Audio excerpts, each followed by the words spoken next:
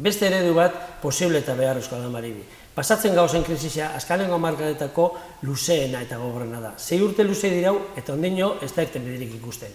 Eredua bera dela krisisean dagoena, sarri esan dugu Euskal Herria Bildutik. Eta hori horrela da. Ez da krisis koiunturala, krisis sistemikoa da. Eta ekarri gaitu egoera sozial eta ekonomiko oker honetara, larrialdi egoerara hain zuzen.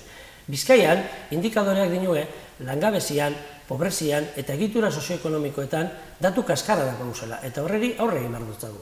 Eta horregaitzik ez dira etxean geratzeko garaiak gure ustez. Gure ustez, erantzun soziala, aktibazio soziala eta zabala antolatzeko garaiak dira. Lan gatazka puntualetatik haratago, aldaketa ekonomiko sakonaren aldeko gehiengo sozial horiek entzun egin behar dira kalean, baita be instituzioak interpelatuz eta konpromiso garbiak eskatuz. Horregatik, orain arte burujabetza politikoa eta ekonomikoa aldarrikatu badugu bezeharka, ikusten da geroago eta garbiago behar direla estatu egiturak. Eta horretarako, herritar mugimendu zabalak behar duguz hori bultzatzeko, gure euskal bidea sendotzeko.